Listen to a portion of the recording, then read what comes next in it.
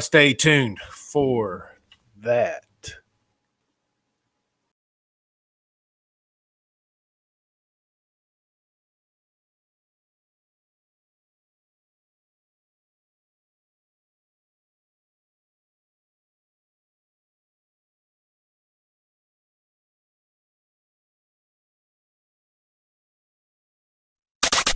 There are a ton of political podcasts on the internet. A lot of them lean to the left. A lot of them lean to the right. So predictable.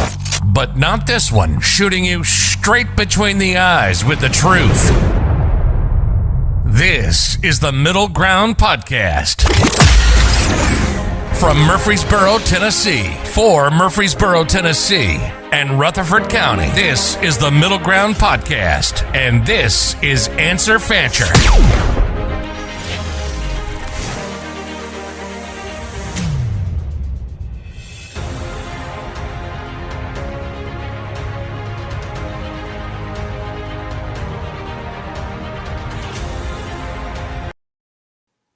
Hello out there. We got some people already on. That's great. Wonderful. Good to see you. I'm on Rumble. I'm on Facebook, Twitter, everywhere, recording for a podcast. And my mouse decided to die this morning. So if I have to reach across, it's because I'm moving something around. It's not easy putting together your own show, but I'm glad to do it. Glad to talk to you guys. So how are you doing out there? Hope everybody's doing really well. I am excited to talk to you today. You know, of course, you got to talk about national politics a little bit. So we'll start at the top of the show. We'll start at the top. How do you guys feel about the impeachment going on right now? I don't know about you, but I feel like it's a sham. I just feel like it's a waste of time. And I'm just I'm ready to move on. And I think it's dangerous. I think it sets a bad precedent, to go after a former sitting president the way they have. But also, here's where it's dangerous that I think people are underestimating is that, if you don't kill something, it gets stronger. And I think that's what we'll see from Trump in the coming days after he survives yet one more impeachment trial. I think that he will become stronger. And you give him back the microphone. He sort of I think to deal with a guy like Trump, you want to ignore him. I think that would be the smartest thing to do. But what do I know? I'm just in Murfreesboro, Tennessee, nowhere near Washington, D.C. But I have been watching some of the impeachment trial. Have you guys been watching? Gives up thumbs up if you've been watching it. I thought some of the more interesting highlights that I saw were they put together a video. And the video was pretty moving at times because it showed, people doing violent things. And so violent things are going to be moving. No surprise there. I was surprised at how they edited it together. I didn't think that they did a very good job editing it. And, you'd think if you're going to be doing this, taking on the former president, that you'd have your ducks in a row completely. But there were a couple of different things where I thought that it just showed total unprofessionalism of the prosecutors, like the fake blue check mark. Have you guys seen that? They used some tweets against Trump. And one of the tweets had, I think her name was Jennifer, these tweets saying that we're coming to help you, President. We're coming, hers was that the cavalry was coming. But they put a blue check mark by her name. And I mean, you guys know what a blue check mark is, right? That means that you've been verified by Twitter and that you're a verified user. And, normally that means that you're something special, right? And she has not been verified. So they just added that blue check mark to make her look more, I don't know, I guess more reasonable, more presentable. And so, so that's fake. All right. They also use a lot of hearsay in the, if this had been a real trial, of course, there'd been a lot of different things going on. Like one of the jurors, Patrick Leahy, would not also be the judge, right? So that would not be occurring. You wouldn't have the chance for the attorneys and some of the jurors I think Donald Trump's attorneys were caught in the bathroom with some of the Republican senators or going to the same restroom or something like that. I try to listen to it from both sides. I really do. And then try to figure out, where should a reasonable person like myself, I try to consider myself reasonable, where should I land on this? But for instance, probably the most funny thing was they tried to quote Mike Lee. Supposedly, Mike Lee was with the senator from Alabama, the new one, Tuberville, and Trump calls Tuberville to try to talk him into. This is according to the Democrat side of the story, right? A unsubstantiated person said they heard this conversation. Like, it's like the friend of a friend heard that, he got sick at the 57 flavor. Anyway, it's like that. So but the issue here is that is that Mike Lee was right there in the audience, right? And he says, I didn't say that. I didn't say that at all. and that didn't happen. And so they caught, here he is. And if you were watching it live, I mean, like, you could hear him in the audience saying, like, that's a lie, that's not true. And so they removed it, and they had to remove it from the record and things of that nature. But it just shows that they didn't really have a lot on Trump other than their vitriol, their hate toward him. And that's not enough to impeach somebody. Hating someone is not enough to impeach them. We're going to see that here. I hope that all parties, all future politicians learn from this. And, there's this issue that Jordan Peterson talks about it a lot, where you have this centrifugal sort of force going back and forth, where you have, like, I did something to you, so therefore you do something to me, and so therefore I got to do something more to you. And that's how, like, family feuds get going and things of that nature.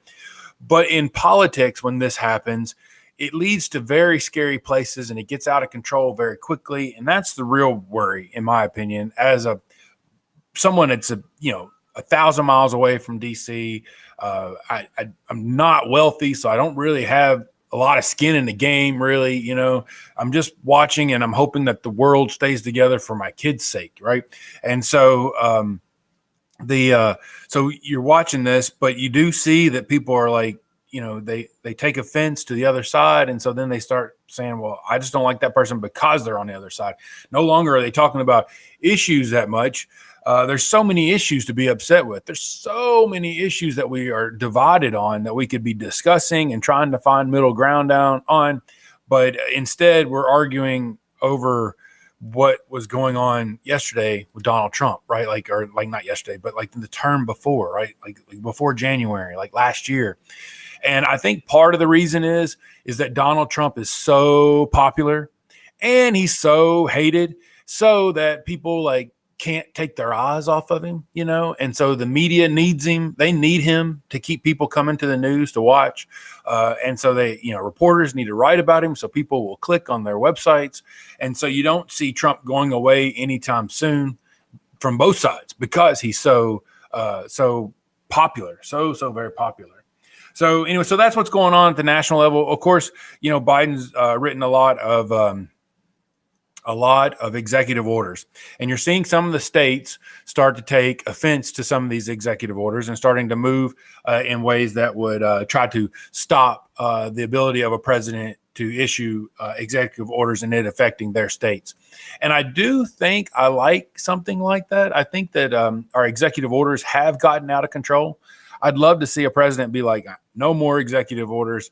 And, Congress is broken, but, the American public are just going to deal with the fact that Congress can't agree on anything. And we're going to have to move forward. Even if the Democrats get these 4 years, and then the Republican that comes in next, or the next Democrat, whoever comes in next, even if you had to live with whatever they set in place until Congress can get its act together, I think that would be fine. I really believe that our government is not meant to be governed this way, swinging from right to left to right to left, depending on who's in the White House.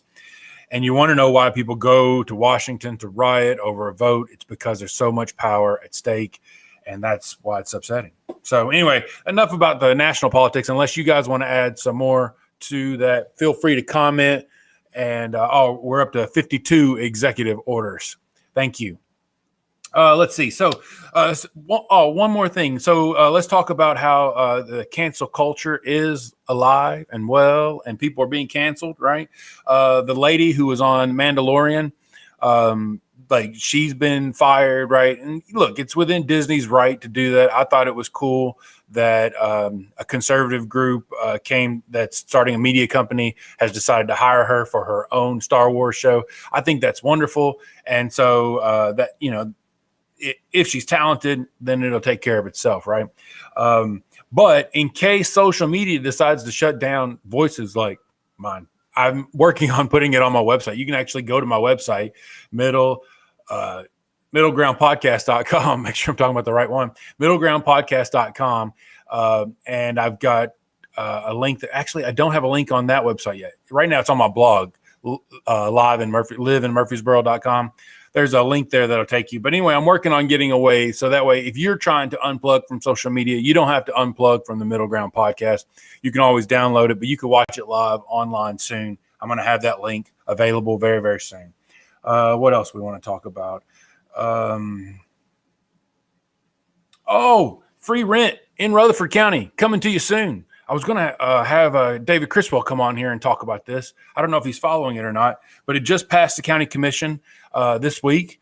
We're going to be accepting, something like $9 million from the federal government to cover rent payments.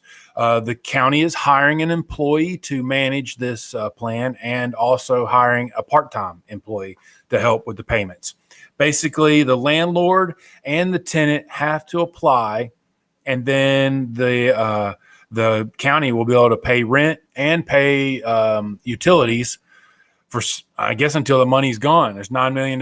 So that could last for a little bit. So if you're needing more information about that, let me know and I'll find out exactly how to get it. But you can also just contact your Rutherford County mayor. I'm sure he'll have a way for you to get that.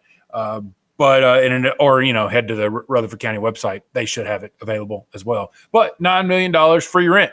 How do you guys feel about that? Anybody? Any takers? Let me tell you how I feel about it. The issue is, so the government closed down the economy, right? And so that caused a lot of other issues because of that. And so then the government comes in and says, oh, don't worry, we're going to pay your rent.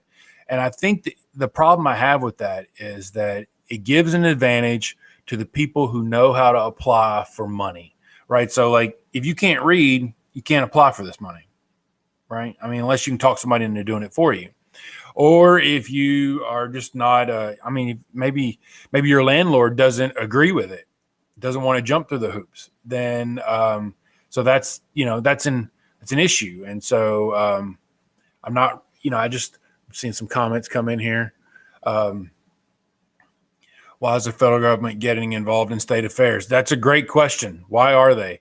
I think because they can, right? They have the money, and so they do, and states need them. The next thing I'm going to talk about is education in Tennessee.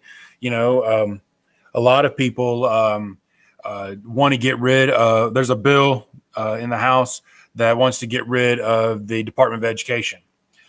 I mean, if you got rid of the Department of Education and you got rid of all the money that comes out of there and all the strings and things like that, I mean, it would free the states up to do what they want to do, which could be a good thing, right? I mean, could be a bad thing too, but it could be a good thing.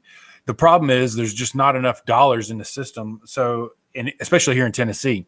So in Tennessee, we have we're the 46th in funding for education. So we're funding education per student better than 4 other states. Probably Mississippi is one of them, would be my guess, but I'm not really sure about the others. We are not 46th in education, but we're nowhere near the top either. And so the question is, how do you solve our education divide, right? How do you get students in Tennessee to be better? The state had a special meeting, called everybody together. The governor did a special assembly where they discussed education. They got some good measures through. We're going to have summer camps that are available for students. That's nice because, a lot of students don't have anywhere to go in the summer anyway. So let's have them in the classroom, which I think is great. They're going to pay teachers really well to work there. So teachers can work possibly this summer and get paid really well to educate kids. That's great. But it's a one-time thing, and so I guess we'll see if we do it going forward or not. So you've got that going on. And the other issue, I think so. So Mike Sparks reached out to me. He's got a bill that he's working on. I thought it was interesting. I've knocked this idea around in my head before. Basically, his bill. I mean, here's the quick bit of it: is that if a student leaves public education and goes to some sort of private school or a charter school or something like that, then 75% of the money of that child that's like set to follow that child, around $8,000, is the total. 8,800 is what I think we fund each kid. It costs a little bit more than that in Rutherford County, but 8,800 per kid is on this child's head. And if they leave, then they get to take 75% of that money with them. 25% of that money would then stay in the school system, right? So you lose the cost of educating that one child, right? But then here's the rub: the charter school or the private school gets 25%, and so you start funding these other schools. And so Sparks, is asking me about how I feel about it, and so, like I said, I had wrestled with this idea before, but what I remember about it is that so when you have an airplane full of passengers, I'll use a different example and then we'll come back to the students, but you have an airplane half full of passengers, let's say that, and you're charging each passenger $200 a ticket, right? And at that price, the plane can take off and land and won't lose money. The question is, what should the airline do with the other half of the seats that are available? Well, I'll ask you guys, my students out there, what do they do? What do they do? Have you ever sat on a plane and asked the guy next to you or the gal next to you and been like, hey, what'd you pay for your ticket? Do you think that everybody pays the same price on an airline? Anyone? Thumbs up, thumbs down. You guys don't want to learn a little economics today? Well, the quick answer is no. If you go to different websites, there's a reason why you find different prices for different flights, and that's because of the way, look, the cost of flying one more person on an airplane is not the same price as flying the first person, right? With each person that you put on that plane, it gets cheaper, right? I mean, now the weight of the person should matter because that's going to matter how much fuel they burn, right? Carrying that person and stuff like that. Airline is free business right now. Man, it's crazy that the airlines are still around. But anyway, that's PPP, who I think someone mentioned earlier that PPP is an issue. But so the cost drops with each person you add there, right? And so, but the cost of adding one more person is not the price that you charge the first person at all. It's nowhere near it. In fact, it's much, much lower. And so is the case when it comes to educating children, right? The cost of putting one teacher in the classroom and he teaches one student is very high, right? When you add that second student, the cost average per student comes down. And so as you add more students into the system, the average cost comes down because we have so many fixed costs in education. You have a building, you have teachers. These are like fixed. You got to have these. And so adding these more students are okay. So when you take a student away and you take 75% of that funding away, I don't think that works. I don't think the math works, that you're leaving an advantage to the school system as you think, right? You're not like leaving behind 25% is not enough to cover what you're doing to the overall average. And one of the other issues that, upon further study, and I'm open to this, I'm diving into this issue, and I do have mixed emotions because now that I am in a public school, I'm seeing the other side of the coin. But, when you have charter schools, a lot of times these charter schools fail. They last for a little bit and they go away. And I think there's some value to having an institution that lasts a long time. And so there's something to be said about that is something that can last a long time matters. Schools last a long time. We put a lot of money into them. Don't get me wrong. We do. We have a lot of people invested in making sure they're run well. Lots of administrative costs. You have a school board. Yeah. So there's lots of these costs and stuff. And so you start taking these students away, you start hollowing out the system.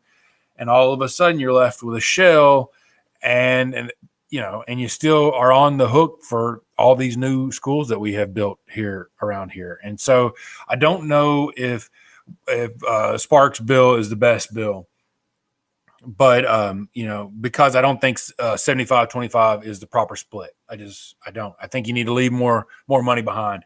And then one other issue is that so say you're getting 75% of $8,800. That's not going to be enough to cover the price of a good private school. It's just not. PCA is, I think, 20 grand here in Murfreesboro, maybe more per year now. You got MTCS, Middle Tennessee Christian, that is at probably near 20 grand a year. So I don't see. So who would this benefit? That's the question, right? Are you going to be able to benefit the poorest among us by getting them into better education, which is the argument that you make for charter schools, that we're going to take these kids in these poor neighborhoods and we're going to give them good schools, and that's going to change the world, which is a possibility, no doubt, because good schools do change the world.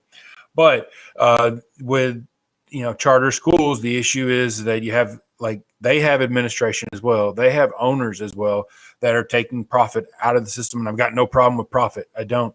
And if you're going to set those rules up, then people are going to take advantage of it.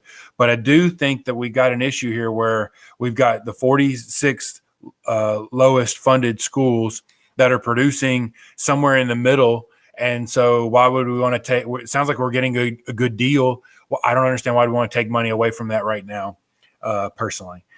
And then give it to something else. I don't think our school systems are broken completely. I just really don't. I think some of our curriculum is broken, and I think that one advantage to adding other charter schools and things of that nature would be different curriculums.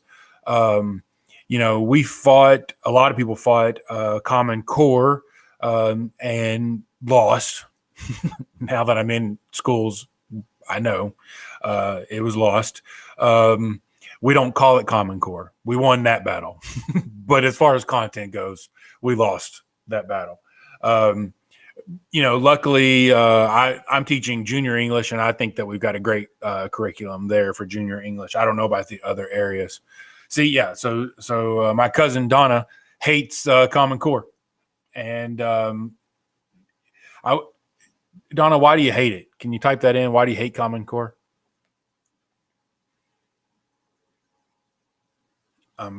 Let's see some of the other things. I get money stays in public school systems. This is what Donna said before she talked about hating Common Core. I get money stays in public school system, but the student quality of education suffers at the school people left, right? So public school systems, but the student quality of education suffers. Yes, right. So when you offer something like what Sparks program is set up, there's not enough money for each student to leave, right? Only those students that come from middle class backgrounds who can take this money and then put their own money on top of it are able to get out. And so what you do is you take some of your better students, like students that would be good peers for your other students, and you pull them out of the system. You also pull their parents out of the system. And so those parents could be involved and could be running PTOs and things of that nature, parent teacher organizations to help these schools. But if you pull those good parents out, then they're not left behind. And it takes more than just a school system, a school board that cares. It takes more than an administrator at the top that cares. It takes more than just teachers in the classroom that care. It takes a community that cares to make a school work and make it work well. You need community involvement. You need people who come and volunteer. You need people who donate resources. You need all these things, right? And that's what schools need. And when you start taking little pieces away, you're weakening that foundation, and you're weakening the ability for people to get involved in their schools. And so I believe in communities should have their own school system. I think that the downtown area should have its own school system. I have a problem with how we draw our maps on how we move students from one school to the other, this busing arrangement that we have. I think that you'd be better off if you had a downtown school that served downtown area kids, and they went to this school, right? And so this community would be Murfreesboro schools. And And so we have this issue where we draw these maps out. And so, there are kids that live downtown that go to Siegel, right, which is on the north side of town. And then there's kids that live downtown that go to Oakland. And so they run these tentacles into the downtown area, and then they pull these kids out. And so that causes for a confusing busing system, number one, but it also breaks down the community involvement, the ability of the community to be involved in these schools. And so, I think there are some other issues that we could address. If Mike Sparks is really interested in fixing education, if he really wants to help kids, he needs to fix the BEP formula. That's the biggest issue we have in Rutherford County. The fact that the state funds 100% of some counties, their teaching cost, their education cost can almost 100% come from the state, whereas here in Rutherford County, it doesn't. That's a frustrating thing. Some counties have one-to-one technology in Tennessee. That one-to-one technology means that a student has a computer, one-to-one, right? That means that when they shut down schools, they can go home with their computer, right? Or that means if a teacher wants to teach something on their computer, they have their computer with them. They can have a computer in there. In my classroom, I have 4 laptops and I have 4 desktops. And so sometimes I don't have enough computers to go one-to-one. And now look, we have lower student-teacher ratio, and so therefore we don't always have the best education. So it's a give and take situation, right? And I would totally, as a student, rather have a lower student-teacher ratio than to have one-to-one technology. But as a state, if you really want to improve education, if you really, like Mike Sparks, if you really want to, then make it a goal to have one-to-one technology, because that's the world we live in. We live in a technological-driven world, and we need to have kids who can use it, right? And not use it just to get on Facebook and not use it just to waste time, but you need teachers who educate these kids on how to educate themselves using this technology. And it's out there. The education is out there. The Khan Academy, wonderful stuff. I watch the Khan Academy before I go to teach something. Like when I was teaching math at college, I would watch Khan Academy and then I'd go teach kids. I would watch, because Khan Academy has some of the greatest teachers in the entire United States, and they're making 6 figures teaching, and that's great. So they teach me, and then I taught some kids, and that's a win-win. And then after I get done with the lesson, I show them where I went and got the lesson. And you know what those kids can do when they go home and they struggle? They don't have to call me. They don't have to talk to their mom and dad about this. And mom and dad goes, "What in the world is this kind of math? Why are these letters in this, in this problem?" Like they can go on to Khan Academy and they can watch it again, and they can learn just like I did, and then they will learn. And so the key that I think that our education system at the state level needs to focus on is, are we educating our kids to be lifelong learners? Because that's what they need. That's what they need. They don't need all these other things that we waste time on. They need to learn to be lifelong learners, because the world is changing quickly. And if the world's going to change quickly, you're going to have to change with it. And so it's important that they know how to learn. And so that's my advice. Mike, throw that bill away. It's a waste of time. It's a waste of your energy. Focus on fixing the BEP formula. Focus on one-to-one technology. That's my advice to you. All right. Let's see. Anything else we need to talk about? Oh, I thought it'd be interesting. Do you guys have any ideas who should run for mayor? That's coming up in August of 22. So, we're a little what is that? 18 months away, especially in families who are not as educated. Right, Donna? And it's no shame to the parents, right? It's no shame, because those parents are doing the best they can. My mom, she's told me many times that kids don't come with instruction manuals. And I'm like, well, maybe they do. It's the Bible. But that's me personally, right? But, but that's a little confusing. So it's not, it's not like they come with an instruction manual, do this when this happens, right? So you don't have that. But, I just got a Gabriel called out on me. Where are you going with that one, Derek? The issue here is that the parents need as much support as we can possibly give them to help these kids learn to learn, right? And a lot of times the parents had teachers who failed to do that. And so and maybe it wasn't teacher's fault. Maybe it was the student wasn't ready to learn. We all learn at different times. And so the key is, again, that we teach these kids to be lifelong learners and how to use technology to learn and not just to entertain yourself. Only way to do that is one-to-one technology. It's what the state needs to do. Now is the time to start running. Thank you, Kurt. Keep me on point here. Let's talk about a mayor. Now is the time to start running a campaign. Actually, it's about 6 months behind the power curve. I totally agree with you, Fancher for mayor. I don't agree with that. Man, Derek, I got 7 kids, man. I can barely run a podcast on Saturdays. But I do think that it's time that we discuss some important issues. As far as the city, I am in favor of a full-time mayor, and I think that others are as well. This week, I'm planning on calling our city council members and finding out where they stand on a full-time mayor. You guys know that I've had problems with some of the city management, city planning, things of that nature. I think that you have this professional class of bureaucrats that, they run the federal government, they run state governments, and they run your local governments. And I don't care if you're in Murfreesboro with me or if you're in some other area, there are people that are involved in the city government that are on the payroll that are busy running the town and not your elected official. Your elected official is a part-time person. They take advice from the full-time people inside, and then that's how they run it. And so I personally would like to keep people accountable to the people. And so I think the best way to do that is to have a full-time mayor. I'm not for having one tomorrow. I'm for us, building a plan and getting us to that point where we could have a full-time mayor. I think it's important that you have someone that's able to go out, recruit businesses to come to you, and for you to be a full-time leader and a full-time mayor and a full-time salesperson for the city. Because I think things are going to get more complicated and more competitive as time goes on, and you're going to want to have someone that's able to do that. And they are very well true. Very true, Derek. All right. So let's see. If I was going to start nominating people for mayor, who of course, I think you've got our current mayors. We don't have term limits. So you guys want to talk county? You want to talk city first? All right, let's do county. I think that's very interesting, right? So county, you have Bill Ketron, current mayor,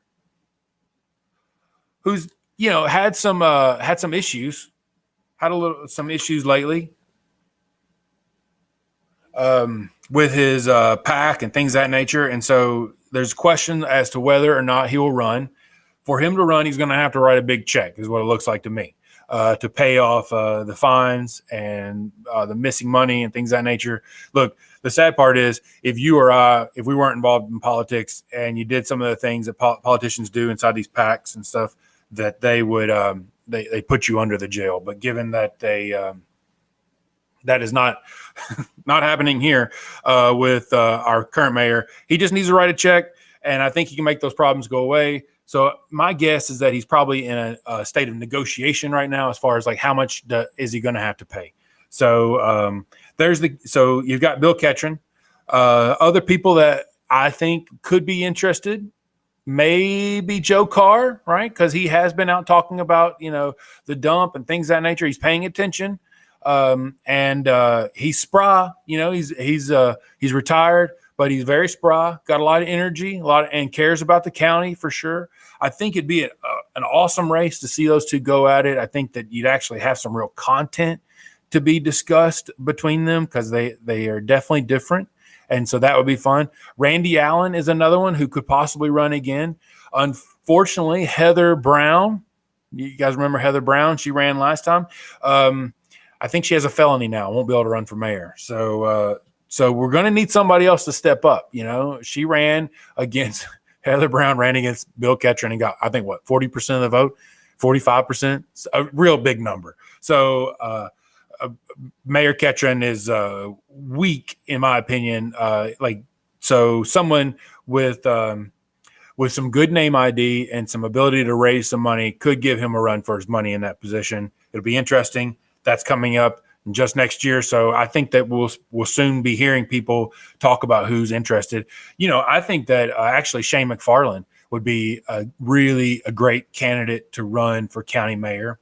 But then again, he's got a full-time job already. He's a successful builder and a family man. So it'd be hard for him to take that job on, but I do think it'd be good for the county and good for him as far as his political career. It'd be a great stepping stone for him to step into a full-time mayor position like that. But maybe someday, he'll come back to it and run for it later on in life. That'd be good for all of us here locally. Let's see. City mayor, currently Shane. If it stays part-time, I could see Shane running again. No one really dares run against him, right? So, but I'll let you guys in on some of the scoops that I'm hearing, right? Some of the rumbling that I'm hearing. Now, I haven't heard this from the actual people. I don't want this to be construed like a Democrat at a impeachment hearing, and for you guys to take this as fact. This is strictly rumor right now, totally rumor. And in fact, I might be making it up just to cause some trouble. Don't put it past me. Let's see. Rick LaLance, rumored to be interested in running for mayor. What do you think about that? You guys follow Rick? Rick is a tough politician to beat.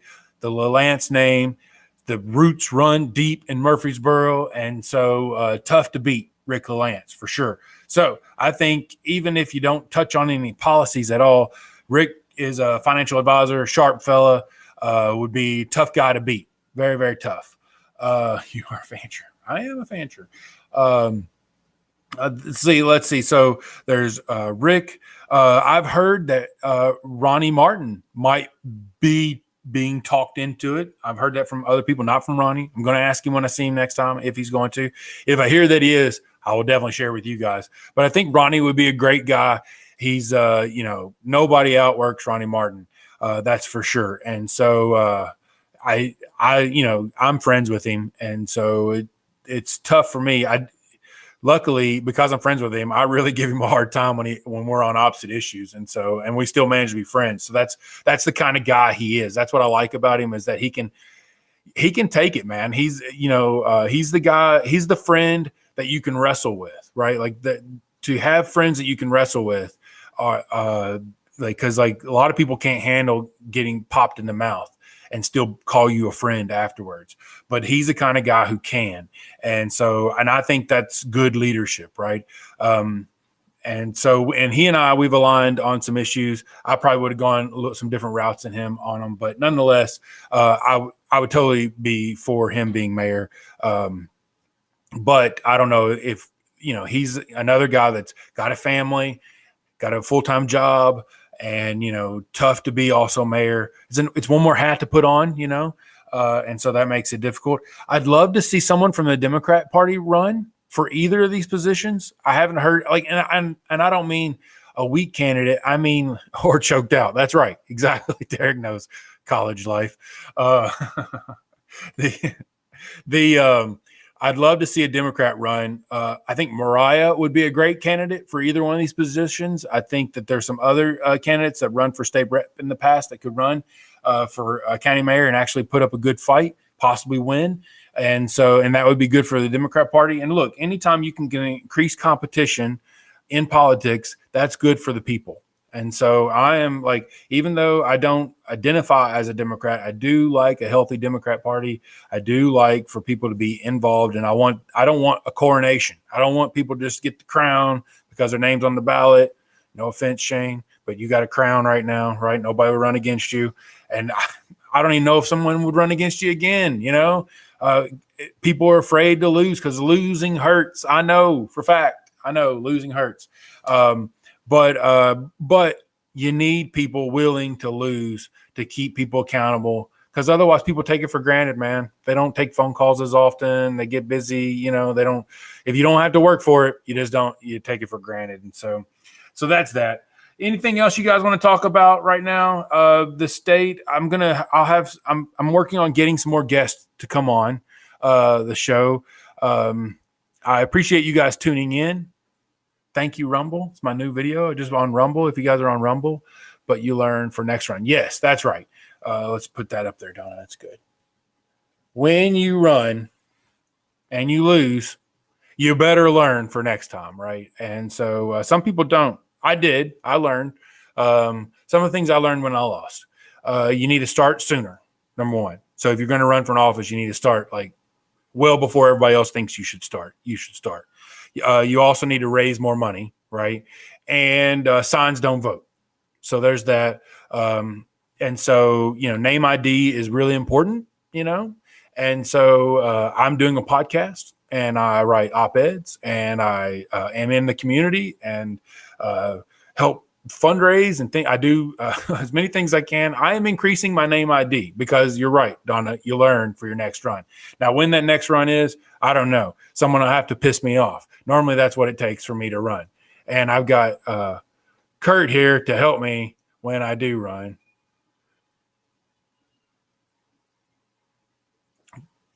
Oh man, you've got a podcast called The Civic Bitch Slap. I don't know. I think I'm no longer safe for TV or safe for kids. Sean Wright knows. Hey, Sean, one of my favorite elected officials. Signs don't vote. They don't vote, man. But it still doesn't hurt to have a few out, right? It helps with name ID. Anyway, guys, thanks for tuning in. I'm going to be doing like I said, I'm going to be bringing on some guests soon. We're going to start talking about some local issues. I'm going to start doing some interviews again. I'm excited about that. I hope you are too. If you have questions, if you have things, you can always email the show. It's at MGP Middle Ground Podcast, MGP at MT615.com, MGP at MT615.com. MGP is Middle Ground Podcast, MT, Middle Tennessee, 615. If you call me, that's the first 3 digits of my number. So MT615.com. I will put that up for you guys. Please send me any questions that you might have.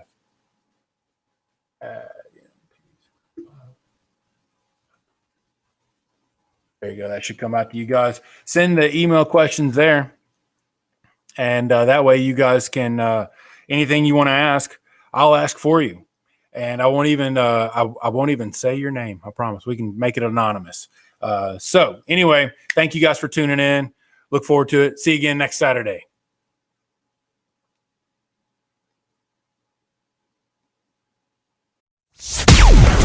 You've been listening to the Middle Ground Podcast, hosted by Answer Fancher. Finally, a political podcast that isn't left or right. It's right down the middle. Make sure to like, rate, and review, and tell a friend or two. That would help also. Coming to you from Middle Tennessee with a political view right down the middle. You've been listening to the Middle Ground Podcast. See you soon.